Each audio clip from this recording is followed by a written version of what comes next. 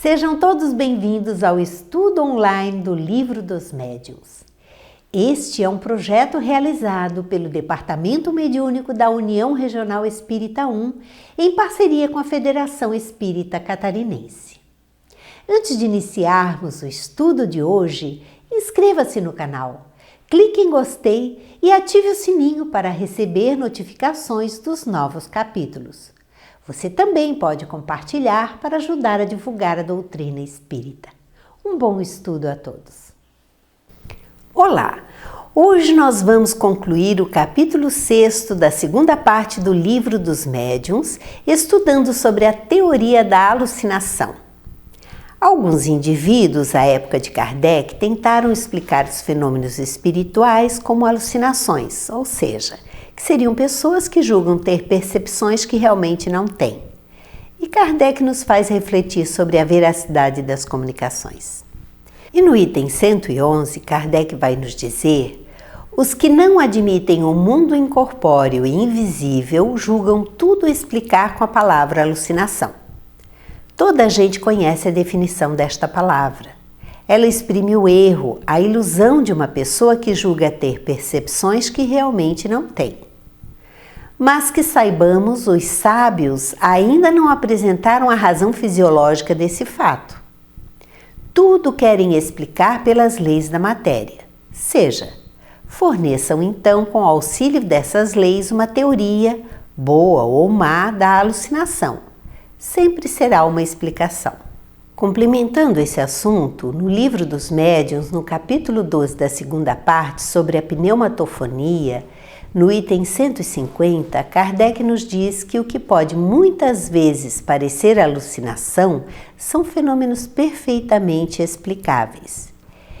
E ele vai dizer: dado que podem produzir ruídos e pancadas, os espíritos podem igualmente fazer-se ouçam gritos de toda espécie e sons vocais que imitam a voz humana, assim ao nosso lado como nos ares. A esse fenômeno é que damos o nome de pneumatofonia.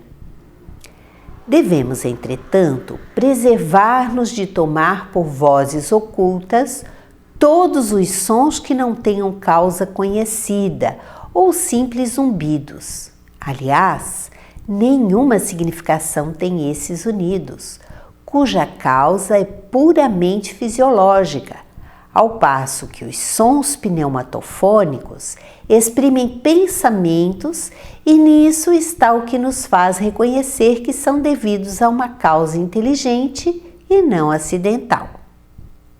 Acontece frequentemente ouvirmos de modo distinto, quando nos achamos meio adormecidos, palavras, nomes, às vezes frases inteiras ditas com tal intensidade que nos despertam espantados.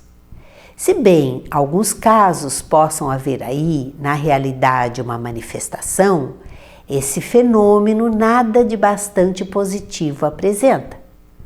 Nenhuma sequência tem o que de tal maneira se escuta. O mesmo, no entanto, não acontece quando se está inteiramente acordado, porque então, se é um espírito que se faz ouvir, quase sempre se podem trocar ideias com ele e travar uma conversação regular. Os sons espíritas, os pneumatofônicos, se produzem de duas maneiras distintas. Às vezes é uma voz interior que repercute no nosso foro íntimo, nada tendo, porém, de material as palavras, conquanto sejam claramente perceptíveis. Outras vezes são exteriores e nitidamente articuladas, como se proviessem de uma pessoa que nos estivesse ao lado.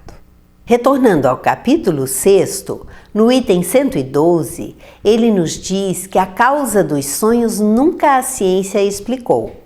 Atribuiu-os a um efeito da imaginação, mas não nos diz o que é a imaginação, nem como esta produz as imagens tão claras e tão nítidas que às vezes nos aparecem.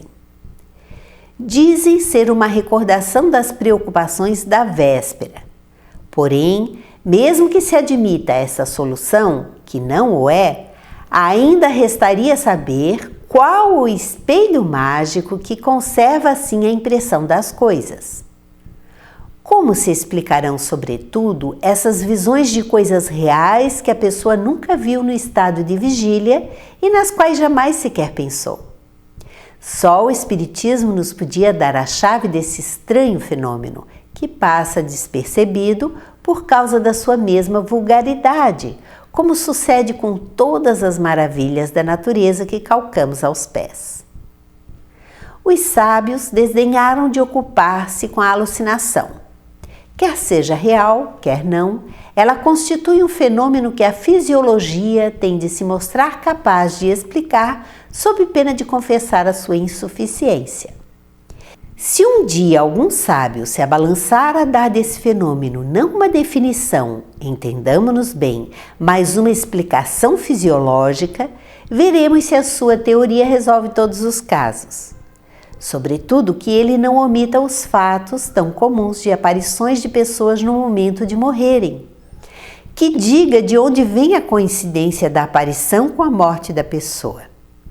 Se este fosse um fato insulado, poder-se-ia atribuí-lo ao acaso.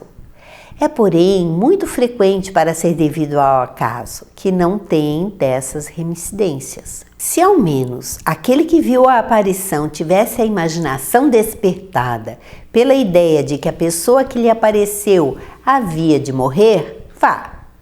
Mas quase sempre a que aparece é a em que menos pensava a que a vê. Logo, a imaginação não entra aí de forma alguma. Ainda menos se podem explicar pela imaginação as circunstâncias de que nenhuma ideia se tem em que se deu a morte da pessoa que aparece. Dirão porventura os alucinacionistas que a alma, se é que admitem uma alma, tem momentos de sobreexcitação em que suas faculdades se exaltam. Estamos de acordo, porém, quando é real o que ela vê, não há ilusão. Se na sua exaltação a alma vê uma coisa que não está presente, é que ela se transporta. Mas se nossa alma pode transportar-se para junto de uma pessoa ausente, por que não poderia a alma dessa pessoa transportar-se para junto de nós? Dignem-se eles de levar em conta esses fatos, na sua teoria da alucinação. E não esqueçam que uma teoria que se podem opor fatos que a contrariam é necessariamente falsa ou incompleta. Kardec aborda primeiro as visões que se tem durante o sono de coisas que a pessoa nunca viu, ou quando sonha com pessoas que desencarnaram, ou quando tem previsões que se confirmam com o tempo, mostrando a impossibilidade de se tratar de uma alucinação. Aguardando a explicação que venham a oferecer, vamos tentar emitir algumas ideias a esse respeito. No item 113, ele nos diz: provam os fatos que há aparições verdadeiras, que a teoria espírita explica perfeitamente e que só podem ser negadas pelos que nada admitem fora do organismo físico. Mas a partir das visões reais, haverá alucinações no sentido em que esse termo se emprega? É fora de dúvida. De onde se originam? Os espíritos é que vão esclarecer-nos sobre isso, porquanto a explicação parece-nos estar toda nas respostas dadas às seguintes perguntas. A. São sempre reais as visões? Não serão algumas vezes efeito da alucinação? Quando em sonho ou de modo diverso se vêem, por exemplo, o diabo ou outras coisas fantásticas que não existem, não será isso um produto da imaginação? E eles respondem: sim, algumas vezes, quando dá muita atenção a certas leituras ou a histórias de sortilégios que impressionam a pessoa, lembrando-se mais tarde dessas coisas, julga ver o que não existe. Mas também já temos dito que o espírito, sob o seu envoltório semimaterial, pode tomar todas as espécies de formas para se manifestar. Pode, pois, um espírito zombeteiro aparecer com chifres e garras, se assim lhe aprouver, para divertir-se à custa da credulidade daquele que o vê, do mesmo modo que um espírito bom pode mostrar-se com asas e com uma figura radiosa. B. Poder-se-ão considerar como aparições as figuras e outras imagens que se apresentam a certas pessoas quando estão meio adormecidas ou quando apenas fecham os olhos? E eles respondem: desde que os sentidos entram em torpor, o espírito se desprende e pode ver longe ou perto aquilo que lhe não seria possível ver com os olhos. Muito frequentemente, tais imagens são visões, mas também podem ser efeito das impressões que a vista de certos objetos deixou no cérebro, que lhes conserva os vestígios, como conserva os dos sons. Desprendido, o espírito vê no seu próprio cérebro as impressões que aí se fixaram como numa chapa fotográfica. A variedade e o baralhamento das impressões formam os conjuntos estranhos e fugidios que se apagam quase imediatamente, ainda que se façam os maiores esforços para retê-los. A uma causa idêntica se devem atribuir certas aparições fantásticas que nada têm de reais e que muitas vezes se produzem durante uma enfermidade. É corrente ser a memória o resultado das impressões que o cérebro conserva. Mas por que singular fenômeno essas impressões tão variadas, tão múltiplas, não se confundem? Mistério impenetrável, porém, não mais estranhável do que o das ondulações sonoras que se cruzam no ar e que, no entanto, se conservam distintas. Num cérebro são e bem organizado, essas impressões se revelam nítidas e precisas. Num estado menos favorável, elas se apagam e confundem. Daí a perda da memória ou a confusão das ideias. Ainda menos extraordinário parecerá isto se admitir, como se admite em frenologia, uma destinação especial a cada parte e até a cada fibra do cérebro. Assim, pois, as imagens que através dos olhos vão ter ao cérebro deixam aí uma impressão em virtude da qual uma pessoa se lembra de um quadro como se o tivera diante de si. Nunca, porém, há nisso mais do que uma questão de memória. Ora, em certos estados de emancipação, a alma vê o que está no cérebro, onde torna a encontrar aquelas imagens, sobretudo as que mais o chocaram, segundo a natureza das preocupações ou as disposições de espírito. É assim que lá encontra de novo a impressão de cenas religiosas, diabólicas, dramáticas, mundanas, figuras de animais esquisitos que ela viu em outra época em pinturas, ou mesmo em narrações, porquanto também as narrativas deixam impressões. De sorte que a alma vê realmente, mas vê apenas uma imagem fotografada no cérebro. No estado normal, essas imagens são fugidias, efêmeras, porque todas as partes cerebrais funcionam livremente, ao passo que no estado de moléstia, o cérebro sempre está mais ou menos enfraquecido. O equilíbrio entre todos os órgãos deixa de existir, conservando somente alguns a sua atividade, enquanto que outros se acham de certa forma paralisados. Daí a permanência de determinadas imagens que as preocupações da vida exterior não mais conseguem apagar, como se dá no estado normal. Essa verdadeira alucinação e causa primária das ideias fixas. Complementando o assunto, na Revista Espírita de julho de 1961, com o título Ensaio sobre a Teoria das Alucinações, Kardec nos diz que, não levando em conta o elemento espiritual, a ciência se acha impotente para resolver uma porção de fenômenos e cai no absurdo de querer tudo atribuir ao elemento material. É sobretudo na medicina que o elemento espiritual representa um papel importante. Quando os médicos o levarem em consideração, enganar-se-ão menos do que agora. Aí terão uma luz que os guiará mais seguramente no diagnóstico e no tratamento das moléstias. É o que se constata presentemente na prática dos médicos espíritas, cujo número aumenta dia a dia. Tendo a alucinação uma causa fisiológica, estamos certos de que acharão o meio de combatê-la. Conhecemos um que, graças ao Espiritismo, está a caminho de descobertas do mais alto alcance, porque ele lhe deu a conhecer a verdadeira causa de certas afecções rebeldes à medicina materialista. O fenômeno da aparição pode produzir-se de duas maneiras. Ou é o espírito que vem encontrar a pessoa que vê, ou é o espírito desta que se transporta e vai encontrar o outro. Os dois exemplos seguintes nos parecem bem caracterizar os dois casos.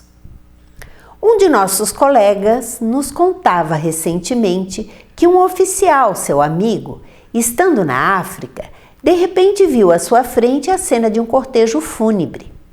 Era o de um de seus tios, residente na França, que há muito tempo ele não via. Viu distintamente toda a cerimônia desde a saída da casa mortuária até a igreja e o transporte ao cemitério. Observou mesmo várias particularidades das quais não podia ter ideia. Nesse momento ele estava desperto, entretanto num certo estado de absorção, do qual só saiu quando tudo desapareceu. Chocado com a circunstância, escreveu para a França pedindo notícias de seu tio e soube que este, falecido subitamente, tinha sido sepultado no dia e hora em que ocorrera a aparição, e com todas as particularidades que tinha visto. Neste caso, é evidente que não foi o cortejo que veio encontrá-lo, mas ele que foi encontrar o cortejo cuja percepção se deu por efeito da segunda vista. Um outro exemplo, também narrado por ele, diz que um médico, nosso conhecido, o Sr. Félix Malo, tinha tratado de uma jovem senhora, mas julgando que o ar de Paris lhe era prejudicial, aconselhou-a a passar algum tempo no interior com sua família, o que ela fez. Havia 6 meses que não tinha notícias dela e nem pensava mais no caso, quando uma noite, por volta das 10 horas, estando em seu quarto, ouviu baterem à porta do consultório.